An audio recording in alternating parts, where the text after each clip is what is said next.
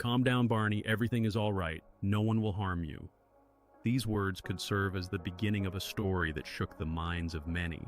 Questions about unidentified flying objects and abductions by aliens remain relevant, sparking debates and doubts.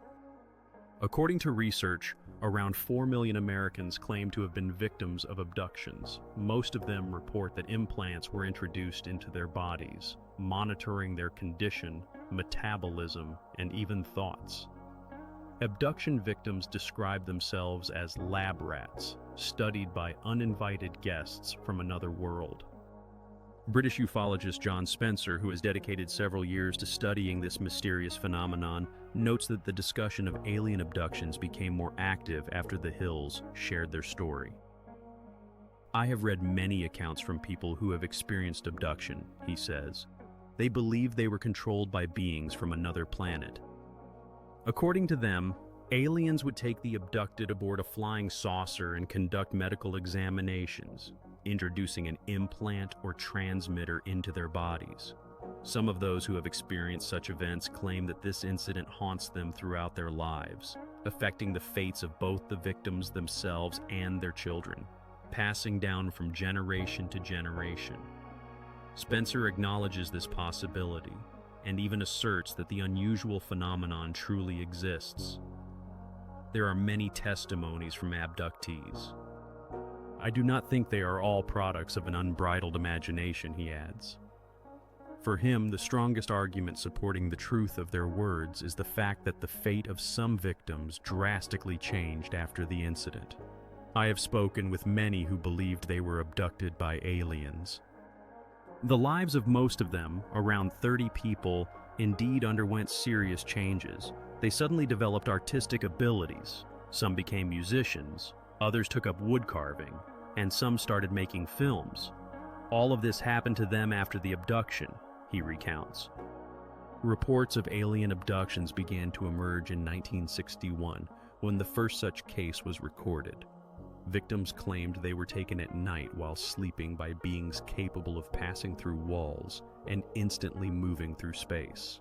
Ufologists believe that the story of Barney and Betty Hill is indisputable evidence of this phenomenon. Late in the evening in 1961, a married couple was returning along a deserted highway by the White Mountains. They decided to leave the road and soon realized that they were lost. "My husband and I were coming back from Montreal. We heard that a hurricane was approaching, and to get home as quickly as possible, we decided to take a shortcut," recalls Betty. "It was late autumn, and they knew that they would not encounter anyone in the mountains. In Colebrook, they had a snack, rested a bit, and set off on their way. We looked at the clock. It was exactly 10 o'clock in the evening," she continues. Betty worked in social services, while Barney was a postal worker and was a member of an American civil rights organization. They were both around 40 years old, and neither of them had experienced psychological issues before. During their drive along the mountain road, Betty noticed a spherical object in the sky. "We couldn't take our eyes off it. It was getting bigger and brighter. At first, I thought it was some kind of machine or airplane," she recounts. The couple decided to get out of the car to get a better look at the object. When Barney and Betty Hill stopped, the object changed its trajectory. Colorful lights flared around it, and it began to approach them. The couple continued driving, having traveled about 45 kilometers, still not understanding what it was. They had never encountered anything like it before. Betty rolled down the window and waved her hand, after which the object flew about a kilometer and hovered in the air. Stopping again, Barney got out of the car, taking binoculars with him to examine the glowing sphere. As he got closer, he noticed that there were people standing by the windows of this flying ship, watching him. At that moment, panels resembling fins rose on the sides of the ship, with red lights burning at their ends. The craft began to descend, but Barney felt a sense of alarming unease. He sensed that something was wrong, and suggested to Betty that they leave the area, fearing that they might be captured. The Hills despaired of finding the road, but soon saw a sign pointing to the city of Concord, which was 25 kilometers away. It turned out that they had been driving through the White Mountains for 2 hours longer than they had planned. The next day, they reported the incident to military representatives. The military listened to them with interest, as at the time of the encounter, radar had detected an unidentified object over the White Mountains. However, there were gaps in the Hills' account. They clearly remembered how they encountered a man on the road, and for about a month they returned, trying to find that place to recall the details of what had happened. Gradually, fragments began to surface in their memory. Although nothing terrible seemed to have occurred, Barney started having heart problems. The doctor prescribed him medication, but it did not help, and he advised him to see a psychiatrist. During one of the sessions, Barney mentioned that they were looking for a place on a mountain road where they thought they had seen a UFO. They met many people who had also observed UFOs, but they never found that place. They were referred to Boston to a psychiatrist named Benjamin Simon, where they began a course of hypnosis. After a week, Betty started having nightmares in which she was abducted by aliens. She recorded her dreams and told Barney about them. After the incident on the mountain road, the Hills began to experience health issues. Eventually, 2 years after the mysterious event, the couple agreed to undergo several hypnosis sessions with Dr. Simon. During the sessions, Barney would say, "I want to wake up," to which he was told, "No, you will not wake up. You are sound asleep and feel safe. Relax. No one will harm you." He continued, "This being. Their captain is telling me something." When asked how exactly, he replied, "I see it on his face." "You mean to say you are reading his lips?" they would clarify. "No, they are not moving. He is looking at me." Then he added, "He is commanding me to look at him. It is all right." "He is reading my thoughts." In a panic, he exclaimed, "I want to wake up! Let me out of here!" The testimonies of Barney and Betty Hill are of immense significance, as no one had encountered anything like this before. They could not read about it in the newspapers. The couple worked with one of the best psychiatrists in Boston, who conducted sessions with each of them separately for 6 months. Each of them told the same story, although Betty was more talkative, perhaps because her husband was in psychological shock after the incident. After a weekend spent in Canada, the Hills were returning home. They were driving towards Boston when they noticed that a UFO was following them. The couple pulled over to the side of the road, and the unidentified object hovered above the highway. What happened after that, the Hills could not remember. The couple was left with only a vague picture in their memory. 2 hours later, they found themselves on the highway, completely exhausted, and continued their journey home. Sometime later, Barney began to feel unwell. In search of an explanation, they turned to Dr. Benjamin Simon. During the hypnosis session, each of them detailed how they were abducted and how they ended up aboard a UFO. Dr. Simon, who had not believed in the existence of UFOs prior to this case, was impressed by their accounts and ultimately wrote and published a book about what had happened. He had no doubt that the story of Betty and Barney was real. The couple provided quite convincing yet simultaneously perplexing testimonies. Betty recalls, "He says he wants to do something to me. I ask what exactly. He replies that it won't hurt and wants to insert a needle into my navel." She continues, "He tells me to relax. Is he trying to come onto me sexually?" At that moment, they saw a sphere resembling the moon, and then a group of people appeared on the road, blocking their path. The car stopped. The engine died. One of them approached the car and indicated that he wanted to conduct a few tests to determine how they were similar to them and how they differed. Betty and Barney later nicknamed one of the beings the Important One, and those who conducted the testing the Experts. Around their car stood 9 more beings. They were separated into different rooms, and the first part of the examination was the same. Their eyes, ears, nose, legs, and arms were checked. Then they said that 2 more tests needed to be done, one to study the nervous system, and the second involved inserting a needle into Betty's navel, which they called a pregnancy test. Barney also underwent a similar examination, but they were interested in the structure of his reproductive system. Betty, realizing that they were not from this planet, asked, "Where did you come from?" In response, they showed her a star map. Later, they returned to the car and watched as the alien ship ascended into the air and disappeared from sight. In 1966, American journalist John Fuller published the Hills story in a book titled Interrupted Journey, which became a bestseller. The account included several details that left no doubt about the truthfulness of their story.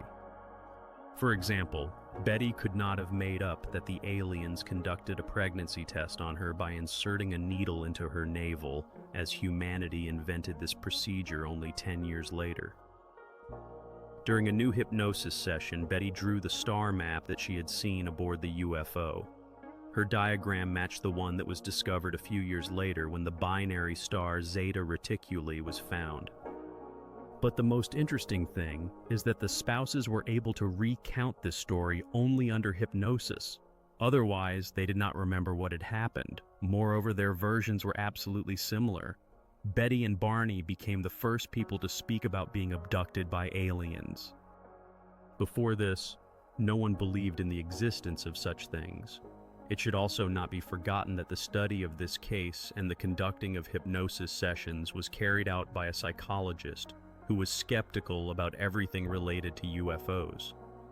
However, even he was shaken by the Hills account. He understood that he was dealing with serious individuals who were unlikely to tell him tall tales. They had clearly experienced post-traumatic syndrome, and the doctor had no doubts that this case was quite real. It could not be a myth. In 1979, Professor Alvin Lawson from the Psychology Department of the University of California conducted an interesting experiment. He selected 8 students who had never encountered the UFO phenomenon and, under hypnosis, asked them to imagine that they had been abducted by aliens. The professor was interested in how similar their fabricated stories would be to one another. His report mentioned that one story closely resembled the account of the Hills, including details about little men and white tables which confirmed their experience. All stories of alien abductions varied drastically. They contradicted known facts about the abduction phenomenon, and many subjects could not clearly articulate what had happened to them. Alvin Lawson's research did not seem convincing, as fictional stories about abductions could not be similar to one another. However, on the other hand, the accounts of people who underwent hypnosis had much in common, and their details seemed plausible. Dr. Jean-Rocco Lawrence, a psychologist from Concordia University, became interested in the abduction stories. He noted that most of these accounts were obtained during hypnosis sessions. His laboratory specialized in studying memory mechanisms, and he understood that hypnosis could become a dangerous tool in the hands of a psychologist. Lawrence and his team decided to investigate whether it was possible to implant false memories or manipulate what was stored in a person's memory through hypnosis. They studied several unusual cases and concluded that during nightmares, abduction victims relive their experiences. Every year, thousands of people report that they were abducted by aliens at night. In the case of the Hills, the details of their abduction became known thanks to hypnosis sessions. However, it is important to remember that hypnosis has been used to obtain testimonies from people who actually experienced memory issues. Some scientists have expressed doubts about the reliability of hypnosis as a method for gathering information, arguing that under hypnosis, people recount what they believe rather than what actually happened. Nevertheless, there were too many coincidences in the Hills' testimony. Interestingly, the couple did not notice that they returned home 2 hours later. This fact was discovered by the investigator who helped them realize the loss of time. The Hills sincerely reacted to his words, saying, "Oh my God, we just now realized that we really lost 2 hours." Thus, they learned about the fact of the time loss only 2 weeks after the abduction. There was a possibility that the testimony under hypnosis was influenced by information provided by the police. Investigators conducted an inquiry and compared the incident with other similar cases. The example of the Hills story made it clear that the investigator could subconsciously influence the testimonies of witnesses under hypnosis. This influence, although occurring at a subconscious level, should not be ignored. As a result, under hypnosis, we hear a story that already includes the investigator's opinion. Conducting an investigation properly is not as simple as it may seem. Several years ago, a journalist decided to dedicate herself to studying the phenomenon of abductions. She traveled extensively around the world, and wherever she went, she heard the same stories. She spent 6 months in Siberia and another 6 months in Tibet, where she was told about cases of abduction. Everywhere she went, she encountered people who had experienced something similar, and they were not even aware that there were many people in the world with similar stories. This troubled her. When she saw what was happening in the United States, she thought, these Americans are just crazy. Not many people share their abduction stories, and it takes courage to do so. Victims do not always talk about it even to their close ones, fearing that they will not be believed and not wanting to attract unnecessary attention to themselves. The testimonies of the victims are not always baseless. As a rule, their words can be confirmed by relatives or friends. When a person is abducted, they cannot physically be where they are expected to be seen. There are numerous examples of worried parents going in search of their children. When abduction victims return home, unusual marks are found on their bodies. Often their clothing is found torn or worn inside out. There are cases when it appears darkened or faded, and sometimes they return in someone else's clothes. This can indeed cause shock. Numerous pieces of evidence suggest that some kind of research was conducted on the victims. However, as one of the researchers believes, a person can only be trusted when their words are corroborated by an eyewitness to the abduction. Sometimes the witness themselves becomes a victim of abduction.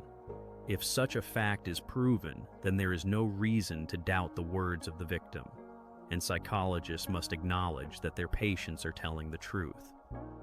Are there irrefutable proofs? How objective are the witnesses? Do the opinions of ufologists and the hype raised in the press regarding alien abductions influence their testimonies? In the book dedicated to this phenomenon, not all details of what happened to Betty and Barney aboard the alien ship were explained. Therefore, no one could recount their story word for word. In particular, this book does not mention that a sample of Barney's sperm was taken. This fact was omitted due to the moral standards and censorship that existed in 1966. Therefore, people telling the same story as Barney could not have read or heard about it anywhere. Aboard the alien ship, the victims are shown grotesque bodies of infants that resemble humans in some ways and aliens in others. The abductees claim that these infants are hybrids. Scientists studying this phenomenon feel perplexed by such testimonies. They are reluctant to believe it, yet almost all eyewitnesses assert this time and again. This raises the question, what if all of this is true? For many years, testimonies have been collected. Everyone speaks of how aliens are interested in human reproductive functions, as well as physical and psychological characteristics. For this purpose, certain images are projected into the brains of people, and scientists do not even know why this is done.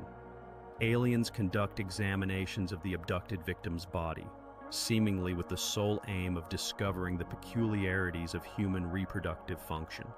Some victims recount genetic experiments that always have a sexual undertone. It is not worth describing the horrifying details of these experiments right now. Initially, it was only said that aliens study the human body. For this, they take samples of tissues, pieces of skin, nails, and hair. Now, however, they are interested in sperm samples from men and eggs from women. There are even talks about the facts of crossbreeding between aliens and humans. The more the researcher heard about this, the more she wanted to understand the issue. She conducted a series of studies but never encountered evidence of pregnancy termination. This is a real epidemic. Research shows that cases of abductions by aliens are reaching terrifying proportions. All descriptions of victims and those who have experienced similar cases are so similar that the question arises, What if all of this is indeed true? Eddie Bullard began studying this phenomenon long before the first abductions became known. According to him, the stories of people living in different parts of the world and unfamiliar with each other confirm the testimonies of other witnesses. Today, when information spreads instantly around the world, it is not surprising that cases similar to the story of the Hill couple have been discussed globally. In Quebec, something very reminiscent of Barney and Betty's account occurred. The abduction happened when a conscious person was driving along a deserted highway. This case became a real find for ufologists in Quebec. However, the victim experienced social isolation and ridicule from society. The man did not know whom to turn to for help and literally withdrew into himself. The abduction took place on the 24th of November, 1979. On that day, the man's daughter was born. At work, he handed out cigars to his colleagues to celebrate this joyful event. He then headed home to Lachute along Highway 158. As the car was approaching the city, the driver had the feeling that some object was flying above his head that could harm him. He could not take his eyes off the cloud. He drove into it and heard a sound resembling a stone hitting stone. He could not take his eyes off the cloud. He drove into it again and heard a sound resembling a stone hitting stone. He could not take his eyes off the cloud. He drove into it once more and heard a sound resembling a stone hitting stone. He could not take his eyes off the cloud. He drove into it again and heard a sound resembling a stone hitting stone. Something resembling a cloud formed. Then he noticed that a large UFO was hovering to the right of the road. The man could not take his eyes off the cloud. He drove into it again and heard a sound resembling a stone hitting stone.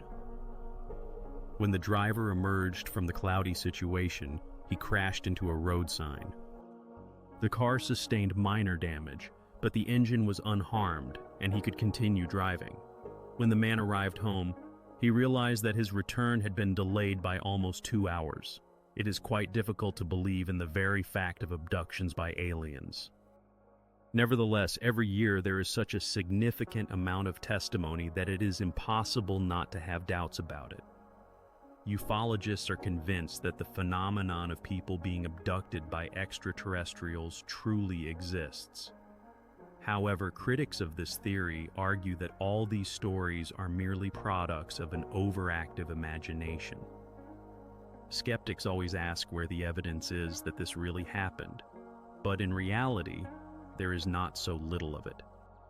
Traces on the ground, unusual wounds on the bodies of the victims, and quite possibly even implants, tiny devices hidden in the bodies of the affected individuals. Of course, people want tangible evidence, but we have these clues. Implants are found in the bodies of the victims. Scars and cuts are discovered on their bodies. In 1995, California Dr. Roger Lear was approached by several individuals who believed they had been abducted by aliens who had implanted devices in their bodies. Throughout 1995 and in the following years, he performed several surgeries to extract the implants. It seems that Dr. Lear managed to locate and remove these tiny devices. Prior to these operations, he had not been interested in this topic, and certainly to date, it is known that some objects have been extracted from the bodies of people claiming to have been abducted by aliens. When scientists examined these items, they concluded that they had extraterrestrial origins. This data was documented.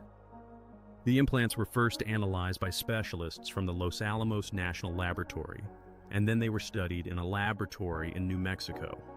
The general public did not become fully aware of the results of these studies. For unknown reasons, Dr. Lear refused independent examination of the implants, which led some researchers to begin doubting the origins of the unexamined objects. Nevertheless, the results obtained by Lear turned out to be quite intriguing. After analyzing the found objects, it was established that some of them contained substances with isotopes atypical for our planet. Although chemical elements are often found on Earth, the particles extracted from human bodies possessed an unusual molecular structure.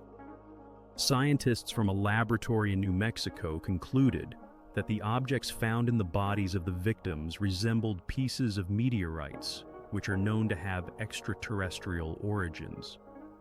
The implants in question had a sturdy biological shell that protected them from high temperatures. These objects were covered with nerve endings, which apparently connected the implant to the human nervous system. The more researchers studied these devices, the more they impressed them. Skeptics expressed doubts, labeling some of these objects as pseudo-implants. However, Dr. Lear indeed extracted certain objects from human bodies, the study of which sparked heated debates.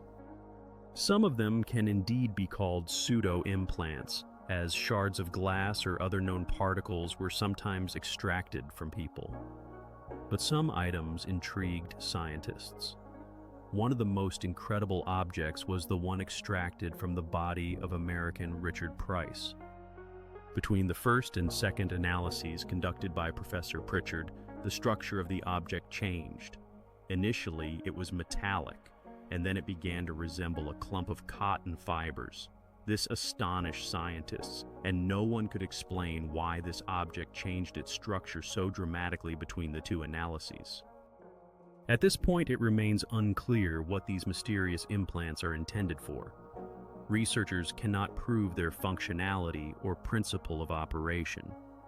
When implants can be discovered in a human body, it may become clear why they were implanted there, and then the entire theory will make sense. However, no extraterrestrial transmitters have been found, as some ufologists claim. Researchers studying alien abductions must learn to distinguish true accounts from those created by impressionable individuals under the influence of hysteria fueled by the media. They should select cases for analysis in which external factors could not have influenced the abduction victim. Ufologists believe that the Hills could not have fabricated their abduction story, as their case became the first documented testimony in the world. However, in the 2 years that passed between the incident in the mountains and their consultation with Dr. Simon, the Hills could very well have constructed this story to justify their temporary amnesia. Barney admitted that he had read all the books written about the UFO phenomenon. Betty said that she often discussed her sperm dreams, which began to haunt her just a few days after the incident in the White Mountains. She was convinced that her dreams recreated the events that had happened to them. Over these 2 years, the couple had watched all the films about aliens. The story of people being abducted by extraterrestrials indicates that our society is trying to find the key to unraveling a phenomenon as old as time. Not everyone tells the same story about what happened to them. Terrifying tales existed even in ancient times. People have always spoken of representatives from other civilizations or planets visiting Earth. Some regarded the aliens with interest, while others viewed them with fear. Our perception of events is greatly influenced by culture. We dream, and upon waking we try to recount those dreams. But our narrative also depends on the time in which we live. 60 years ago, people spoke of angels appearing to them in dreams. Now everyone around talks about aliens in space, so people are convinced that it is indeed extraterrestrials who visit them at night. If those same people had been born hundreds of years earlier, they would likely have seen angels in their dreams instead of aliens. Some ufologists fervently advocate for the theory of alien abduction, dedicating their lives to attempting to convince skeptics. They fiercely defend their beliefs and meticulously investigate all the details of new eyewitness accounts. In most cases, they are driven by a fear of a potential alien attack. However, a question arises: does their research have a real basis? Or are aliens merely a product of our imagination? In the town of Sudbury, in the state of Ontario, Dr. Michael Persender studies the human brain and various aspects of our consciousness. He shares his approach. Before I begin working with a patient, I determine the characteristics of their personality. People tell me about themselves, and I pay attention to the words they use. Unintentionally, They give me an understanding of the linguistic environment and cultural context in which they grew up. Dr. Persender explains that the right hemisphere of our brain can create a sensation in a person that someone is nearby. Stimulation of this area occurs during sleep, and there is nothing unusual about it. At night, we all dream. We seem to watch ourselves from the outside. We can feel the presence of some being, even when we are awake, he says.